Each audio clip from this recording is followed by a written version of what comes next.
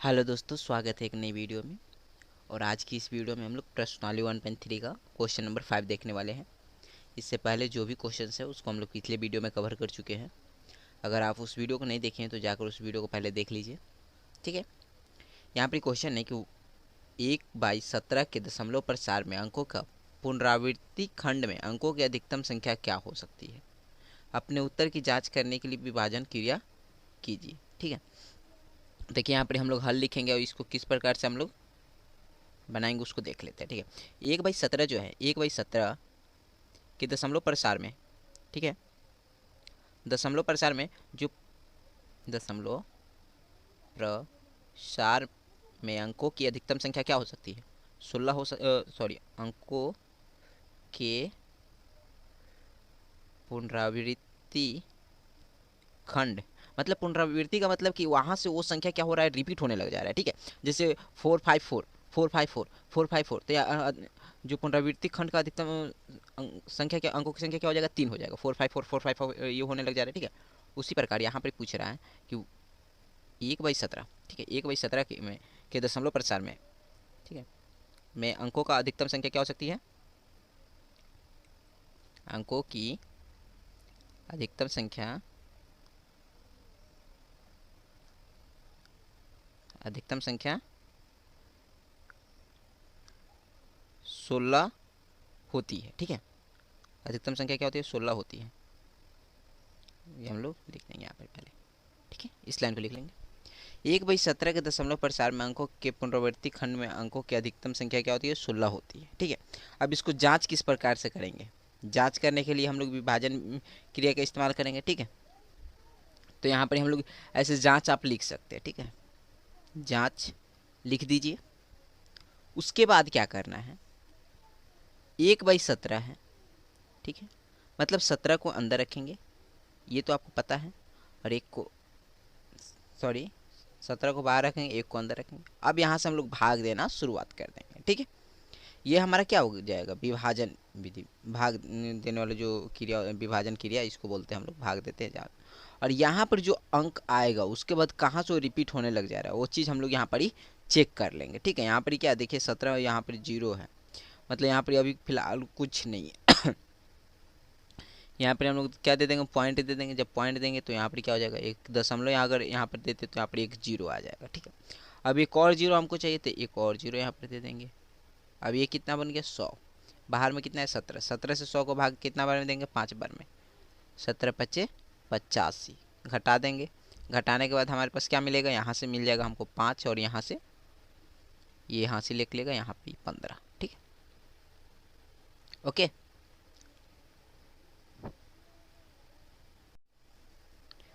उसके बाद देखिए क्या करेंगे। उसके बाद हम लोग यहाँ पर ही हम दशमलव दे दिए, दशमलव दे दिए मतलब एक 0 हम ले सकते हैं। तो अब ये कितना हो गया, 150 हो गया। ठीक है। तो अब 17 के पारा में देखेंगे 150 है क्या, 17 17 8 136 होता है ना। इसको घटा लेंगे, ये कितना आ जाएगा, यहाँ से हमारे पास 4 आ जाएगा, यहाँ से 1 आ जाएगा, ये हमारा क्या हो जाएगा, कट जाएगा। यहाँ पर फिर 0। ठीक है। 17 8 136, फिर इसको घटाएंगे, यहाँ पर क्या हो जाएगा, 4, यहाँ पर ही ये कट जाएगा, ये भी कट जाएगा, ये हो जाएगा 0। ठीक है। अब देखिए यहाँ पर हमारे पास 40 है। ठीक है। अब 17 से जब 40 को काटना है तो क्या करेंगे, 17 दूनी 34। ठीक है। यहाँ पर ये 6 आ जाएगा, ये कट जाएगा, फिर यहाँ पर 0 आएगा, क्योंकि हम लोग आगे में दशमलव बैठा दिए हैं। जब दशमलव बैठा दिए तो हमको अगर 0 चाहिए तो हम 0 ले सकते हैं। ठीक है। यहाँ इसको कितना से काटेंगे, 17 17 तिया 51। अब यहाँ पर ये कितना हो जाएगा, 9 आ जाएगा, ये हमारा कट जाएगा। ठीक, फिर 0 आएगा, 17 पचे 85, वापस से यहाँ पर कितना आ जाएगा, यहाँ पर 5 आ जाएगा, यहाँ 1 कट जाएगा। ठीक है। फिर 0 बैठाएंगे, 17 दूनी 34।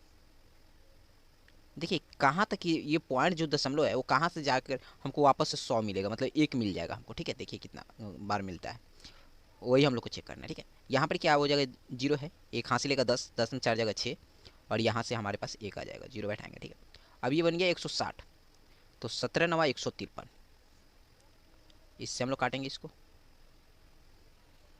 तो यहाँ पर क्या आ जाएगा, 7 आ जाएगा। ये हमारा कट जाएगा, ये भी कट जाएगा। ठीक है, इसको हम लोग पीछे ले चलते हैं, चाहे यहाँ पर ही कर लेते हैं हम लोग। ठीक है, यहाँ पर ही कर लेते हैं, इसको 7 रखते हैं, सॉरी 17 है बाहर में, और हमारे अंदर में अभी क्या है, यहाँ पर ही 7 है। ठीक है, देखिए यहाँ पर हम लोग क्या जीरो बैठाएंगे, तो 17 चौके 68, क्या मिलेगा, 2 मिलेगा, फिर जीरो बैठाएंगे, 17 एकम 17, फिर हमको 3 मिलेगा, जीरो बैठाएंगे, फिर 17 एकम 17, सॉरी ये जो हम यहाँ पर दे रहे हैं यहाँ पर दे 4 1 1। ठीक है, इसको हटा देते हैं, घटा रहे हैं सबको। ठीक है, यहाँ पर कितना आ जाएगा, 10 में 7 जाएगा 3 1, अब 130 हो जाएगा। ठीक है, तो 17 7 19 मतलब 119, 119। अब यहाँ पर कितना आ जाएगा, 11 आ जाएगा, ये कट जाएगा, फिर जीरो बैठाएंगे, 17 6 102, फिर यहाँ पर कितना आ जाएगा, 8 आ जाएगा, ये हमारा कट जाएगा, ये दोनों।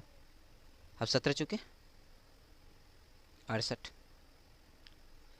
यहाँ पर अब कितना आ जाएगा, 8, हाँ इसीलिए 10 में से 8 जाएगा 2, और यहाँ से 1 जीरो वापस से यहाँ पर देख रहे हैं 120 है हमारे पास। ठीक है, 12 में 17 रहेगा, फिर 17 7 119। अब हमको 1 मिल गया वापस से, हम 1 से स्टार्ट किए थे, 1 आ गया, मतलब यहाँ से फिर से ये रिपीट संख्या होने लग जाएगा। तो अब ये संख्या को हम लोग गिन लेंगे, 1 2 3 4 5 6 7 8 9 10 11 12 13 14 15 16। ठीक है, ये मतलब अधिकतम संख्या कितना हो सकती है, 16 होती है। ठीक है, ये चीज़ को हम लोग जांच कर ली इस प्रकार से। ठीक है, आपको भाग बना लेना, मैं यहाँ पर रफ किया हूँ, लेकिन आपको इसको सीरियसली इसको भी बनाना है। ठीक है, जहाँ पर इस क्वेश्चन को बना रहे हो आप, वहाँ पर इसको भी आपको बनाना है। ठीक है, चलिए नेक्स्ट क्वेश्चन की तरफ चलते हैं। अब यहाँ देखिए, यहाँ पर क्वेश्चन नंबर 6 है। ठीक है, प्रश्नावली 1.3। इस क्वेश्चन में क्या है, पी बाई क्यू के रूप की परिमेय संख्याओं के अनेक उदाहरण लीजिए, जहाँ पी और क्यू पूर्णांक है, जिनका एक के अतिरिक्त अन्य कोई उभयनिष्ठ गुणनखंड नहीं है, और जिनका शांत दशमलव प्रसार है। आप ये अनुमान लगा सकते हैं कि क्यू को कौन सा गुण अवश्य संतुष्ट करना चाहिए। ठीक है, इसको हम लोग किस प्रकार से हल करेंगे उसको देख लेते हैं। ठीक है, सबसे पहले यहाँ पर आप हल लिख लीजिए। अब यहाँ पहले बोला है कि पी बाई क्यू के रूप की परिमेय संख्याओं के अनेक उदाहरण लीजिए। चलिए हम लोग अनेक उदाहरण ले लेते हैं, जैसे मान लेते हैं 9/2, ठीक है, 7/4, 12/5, ठीक है, हिंदी में बोलते हैं 17/10 और 2/5 इत्यादि क्या हो जाएंगे, परिमेय संख्याओं के अनेक उदाहरण हो जाएंगे। ठीक है, अब यहाँ पर क्या बोलेंगे, इस जो भी ये चीज़ लिखा हुआ है, इस चीज़ को हम लोग वापस से हम लोग भी इस चीज़ को क्लियर कर देंगे। जैसे कि पी बाई क्यू के रूप के परिमेय संख्याओं के अनेक उदाहरण लीजिए, जो कि हम लोग ले लिए, जहाँ पी और क्यू पूर्णांक है, जहाँ पर ही पी और क्यू क्या है, पूर्णांक है। यहाँ पर सबके सब देख रहे पूर्णांक है। ठीक है, तो यहाँ पर हम लोग भी यही बात को लिख देंगे, जहाँ पी और क्यू पूर्णांक है। ठीक है, पूर्णांक है, और जिनका एक के अतिरिक्त अन्य कोई उभयनिष्ठ गुणनखंड नहीं है। इसका मतलब क्या होता है, हम समझाते हैं, 1 मिनट। उभयनिष्ठ गुणनखंड नहीं है, खंड नहीं है। जैसे आपको मालूम होगा, भिन्न को हम लोग गुना जब सीखते हैं तो हम लोग क्या करते हैं, ये ऊपर वाला संख्या को नीचे वाला से काटते हैं, या अंश को हर से या हर को अंश से काटते हैं। ठीक है, तो वहाँ पर क्या, जैसे कि अगर मान लीजिए यहाँ पर ही हम कहीं रफ करके बताते हैं आपको, ठीक, रफ करने के लिए हम लोग पीछे चलते हैं। यहाँ पर देखिएगा, ठीक, कुछ ऐसा मिल जाए भाई, खाली पेज, यहाँ पर देख लीजिए, बताते हैं यहीं पर। ठीक है, जैसे मान लीजिए हमारे पास कुछ संख्या रहता है 2/4। ठीक है, तो इसको 1 से तो हम लोग काट सकते हैं, 2 एकम 2 और 4 एकम 4, मतलब 1 का पहाड़ा को 4 बार पढ़ दिया। ठीक है, उसी प्रकार से जैसे यहाँ पर देखिए 2/4 लिखा हो, इसको 2 से भी काट सकते हैं, 2 एकम 2, 2 दूनी 4, मतलब 1 के अतिरिक्त इसके पास गुणनखंड है, 2 है, 1 है, 2 है, जिससे हम लोग इसको काट सकते हैं। ठीक है, उसी प्रकार 3/6 रहता है, इसको भी 1 के अतिरिक्त काट सकते हैं, 3 एकम 3 और 3 दूनी 6। जैसे यहाँ पर ही गुणनखंड क्या क्या है, 1 है, 3 है। ठीक है, लेकिन ऐसा कुछ संख्या है 7/2, इसका 1 के अतिरिक्त कोई अन्य संख्या इसको काट नहीं सकता है, इसका गुणनखंड नहीं है। जैसे कि 7 को अगर काटेंगे तो किससे, 7 एकम 7 और 2 एकम 2, ऐसे ही काट सकते हैं ना। इसको इससे के सिवा किसी और संख्या से हटा नहीं सकते इसको, मतलब यहाँ पर एक के अतिरिक्त कोई और उभयनिष्ठ गुणनखंड नहीं है, और नहीं है, ठीक है। और जिनका, और लिखेंगे, और जिनका, और जिनका शांत दशमलव प्रसार है। अब आप बोलिएगा कि आप ये बात क्यों लिखे, आपको कैसे पता चला कि ये सब के सब शांत दशमलव प्रसार के हैं? हम आपको बताते हैं, बस 1 सेकेंड। दशमलव प्रसार है, ठीक है। ऐसा हम क्यों लिखे? देखिए, अगर कभी भी कोई भिन्न आपके पास हो, कोई भी परिमेय संख्या आपके पास हो और उसको पता करना है कि वो शांत है या अशांत, ठीक है, तो इसके हर मतलब क्यू को आप चेक कीजिए, क्यू क्या है, ठीक है। क्यू अगर ये 3 रूप का है तो जो दशमलव प्रसार होगा शांत होगा। किस रूप का? तो ये देख लीजिए आप, ठीक है, आपको दिखाते हैं, ठीक है। 1 सेकेंड।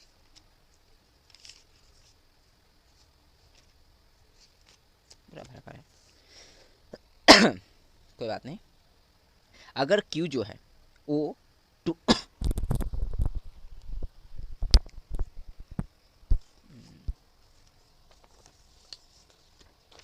देखिए, अगर क्यू जो है आपका वो 2 का घात n, मतलब 2 का पावर n, या 5 का पावर n, या इसको छोड़कर 2 का पावर n प्लस 5 का पावर n का रूप का होता है अगर क्यू, ठीक है, अगर क्यू कुछ इस प्रकार का होता है तो वो जो परिमेय संख्या होगा, वो जो परिमेय संख्या होगा वो शांत दशमलव प्रसार का होगा। जैसे यहाँ पर देखिए, यहाँ पर पी क्या है 9, क्यू क्या है 2, जो 2 है तो 2 मतलब यहाँ पर 2 लिखा हुआ है, 2 का पावर क्या है यहाँ पर, 2 का घात क्या है 1 है, ठीक है। 2 का अगर घात 1 होगा तो 2 ही हो जाता है, ठीक है। उसी प्रकार देखिए यहाँ पर ये 7 है, ठीक है। यहाँ पर 4 जो है वो क्या है 2 का घात 2 है, ठीक है। 2 का घात अगर 2 करते हैं, 2 का घात 2 मतलब 2 का जो n है उसके जगह पे 2 है तो ये क्या हो जाएगा 4 हो जाएगा आपका, ठीक।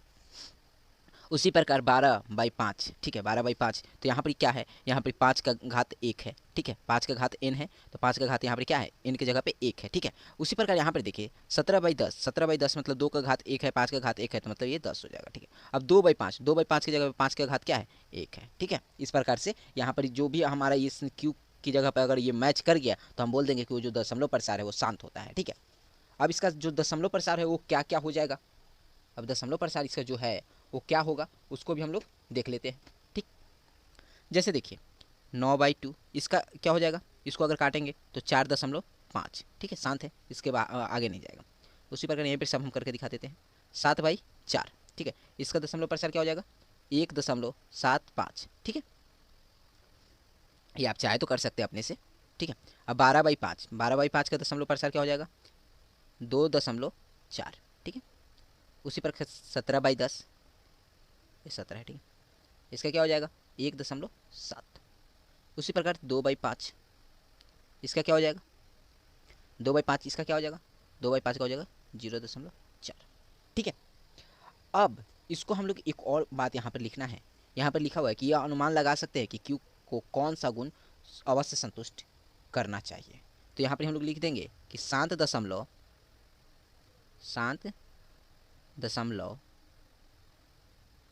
प्रसार के लिए, ठीक है, शांत दशमलव प्रसार के लिए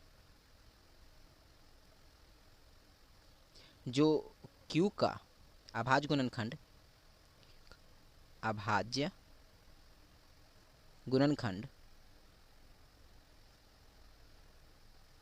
क्या क्या होना चाहिए 2 का घात n, 5 का घात n, या 2 का घात n प्लस 5 का घात n, ठीक है, के रूप का होना चाहिए, ठीक है।